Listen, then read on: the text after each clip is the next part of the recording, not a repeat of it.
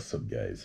J'espère que vous allez bien et on se retrouve aujourd'hui pour une nouvelle vidéo. Aujourd'hui, je voulais parler d'étapes qui doivent être assimilées afin de pouvoir devenir la meilleure version de toi-même. La meilleure version de toi-même, c'est sûr, on voit ça comme un but à atteindre, mais en fait, la meilleure version de toi-même est une quête infinie, qui veut dire que c'est un way of life, c'est vraiment un mode de vie que tu fais tous les jours avec des choix. Parce que je pense que devenir la meilleure version de soi-même, c'est avant tout un choix. C'est un choix qu'on fait. Souvent, on peut arriver et se laisser berner par la tentation ou sinon par des trucs qui nous éloignent un peu de nos objectifs. Mais décider de s'aligner en conscience, en esprit et tout le reste suivra, ça c'est un choix. C'est quelque chose qui doit être, tout ce qui est tentation et tout ça, qui doit être combattu over and over. Donc sur ce guys, on commence la vidéo. Apprendre à être seul.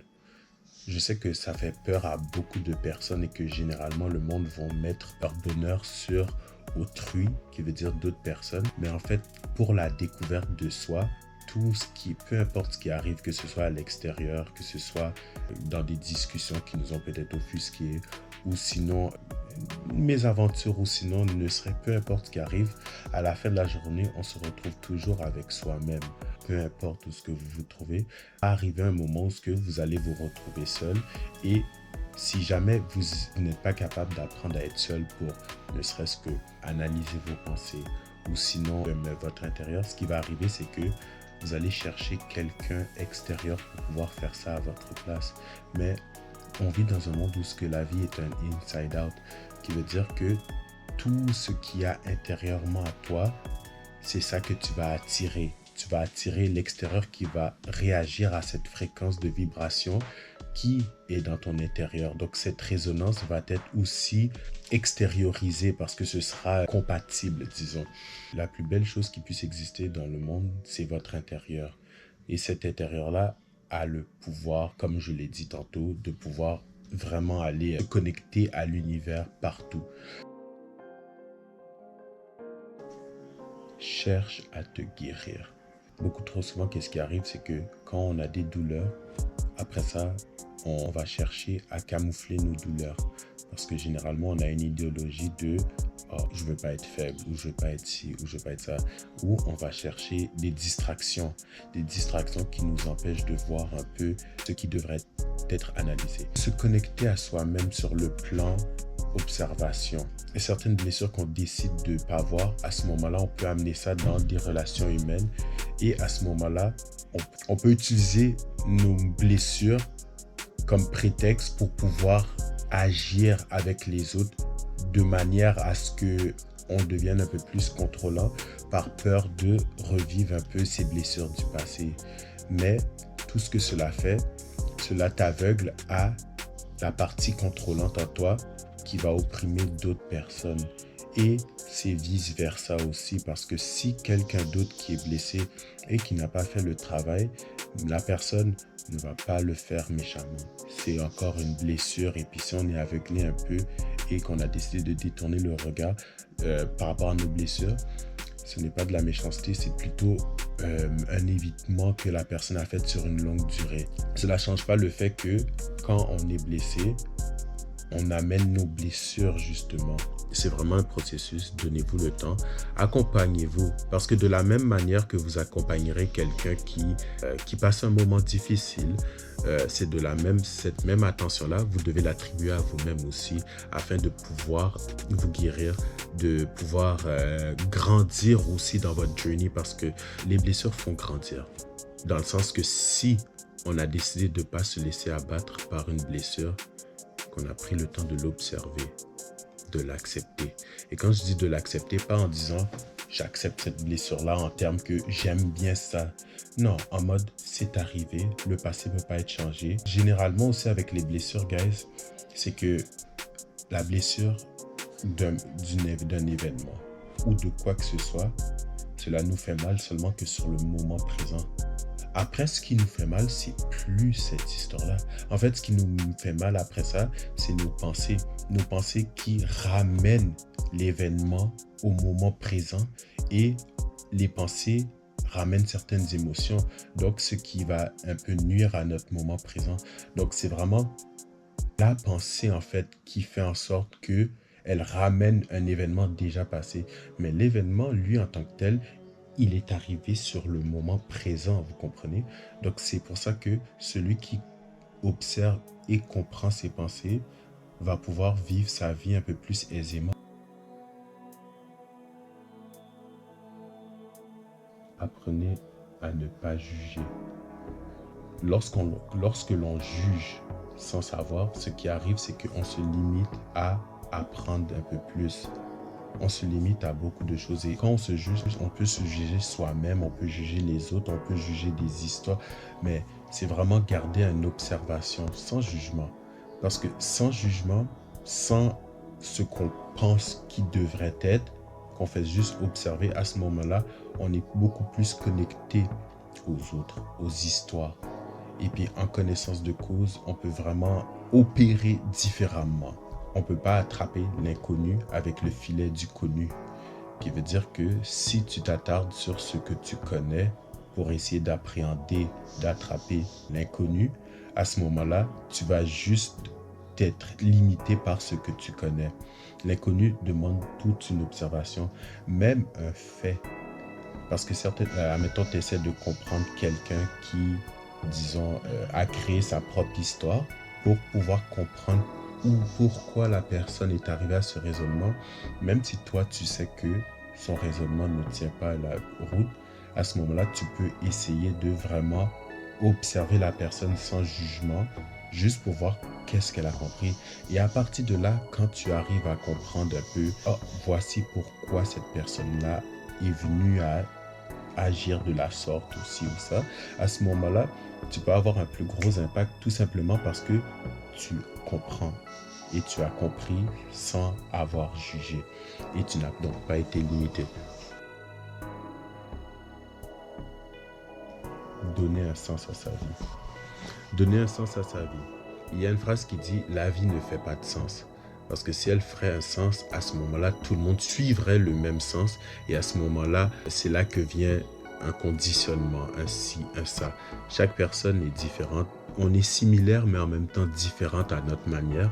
Donc, on donne un sens à notre vie. La vie, c'est vraiment, on apprend à se connaître, on est dans une quête sans fin de la compréhension de soi-même et c'est une compréhension, un accompagnement avec soi-même qui devrait toujours être en processus. Il n'y a pas de fin en fait, seule la mort va pouvoir clôturer ça. En trouvant sa vocation, en apprenant à se connaître, peut vraiment décortiquer un peu ce qu'on aime de ce qu'on n'aime pas. Et à ce moment-là, on avance un peu plus en étant véridique à nous-mêmes. Donc à ce moment-là, en vérité avec notre intérieur, on trouve ce en quoi on aspire. Et ça devient une mission de vie. Dans cette vie, on est le professeur, mais aussi l'élève. Nos expériences du passé nous apprennent. Et étant l'élève de cette vie, nous, on assimile un peu la leçon. Et le professeur, parce que une fois que tu as compris cette leçon-là, en vérité, tu auras joué les deux rôles, le professeur et l'élève.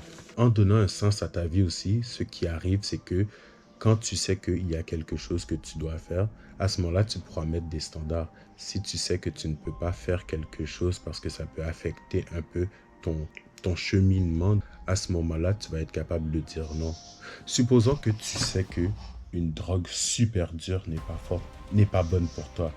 À ce moment-là, tu vas dire non, mais le non va t'arriver directement. Mais supposons que tu arrives et que là, ça c'est un non qui est subtil. Mais pour les non subtils, comme admettons, on te dit de skipper les classes ou de faire ci ou de faire ça, alors que tu sais que tu devrais être discipliné dans telle matière ou telle matière, à ce moment-là, qu'est-ce qui arrive? C'est que tu vas te détourner un peu de ta mission de vie, de ce que tu dois faire, ce en quoi la meilleure version de toi-même aspire pour pouvoir faire plaisir ou sinon faire ce que tu n'étais pas supposé faire. Donc c'est vraiment une fois qu'on trouve un sens à sa vie, qu'on est vraiment plus connecté avec soi-même, à ce moment-là, le non va arriver aussi facilement que si on te dit de prendre une telle drogue que tu sais que tu ne devrais pas prendre. Apprendre à s'aimer soi-même. Généralement, le monde cherche la validation extérieurement. Qu'est-ce que ça arrive? Qu'est-ce qui arrive à ce moment-là? C'est que ça va donner la responsabilité à d'autres personnes de compléter quelque chose qui devrait être fait intérieurement. La chose que je peux dire, guys, c'est apprenez à vous aimer intérieurement. Et il y a tellement de raisons de vous aimer intérieurement, guys. De vous aimer la personne que vous êtes, guys. Si vous vous donnez la chance, bien sûr.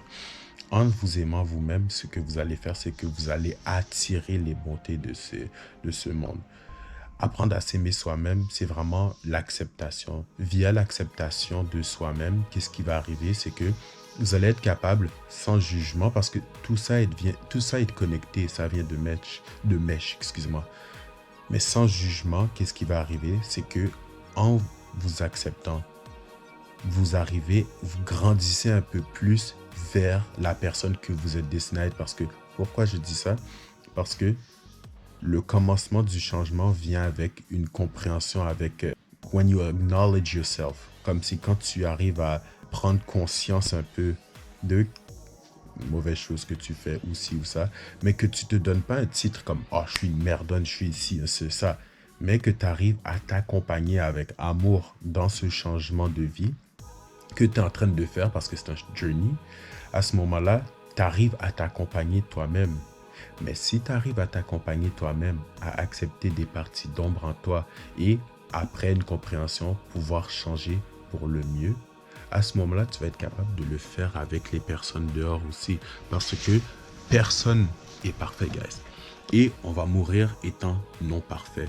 Donc, si tu es capable de t'accompagner toi-même et de t'accepter sur le plan positif, négatif, et tout en t'accompagnant avec amour, sans jugement, avec acceptation, parce que amour est acceptation et il se situe dans le moment présent.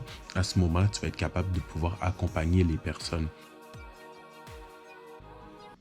S'entourer de bonnes personnes. Quand tu sais que pouvoir être capable de mettre des standards pour savoir quel groupe de personnes avec qui qu'on peut laisser dans notre entourage. Ce que je suis en train de dire, c'est pas que certaines personnes sont de la merde et que si... Non, en fait, qu'est-ce que je veux dire par là? C'est que il y a certaines personnes qui peuvent affecter la personne que tu es. Et par rapport à ça, par respect par toi-même, tu peux vraiment mettre des standards sur qui peut être dans ton cercle ou qui ne peut pas l'être. Un entourage qui peut t'aider à te remettre en question, qui n'ont pas peur de dire la vérité par rapport à ce que tu dois changer, parce que comme je vous l'ai dit, personne n'est parfait.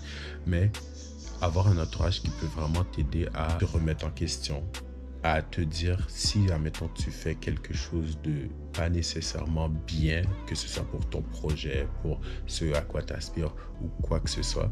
À ce moment-là, le monde qui peut être véridique avec toi-même, ça va vraiment être important. Ça va t'aider à grandir aussi. Ça va te remettre en perspective. Ça peut te challenge dans la meilleure manière aussi. C'est pas tout le monde qui peut traîner avec tout le monde. Puis c'est très normal. Et puis il n'y a rien de mal à ça.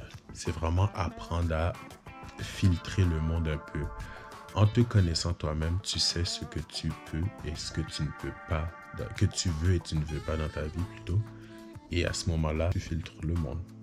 Peu importe les personnes que tu vas rencontrer, l'une des choses qu'il y aura toujours en commun avec chacun des individus que tu vas rencontrer, c'est le reflet du miroir.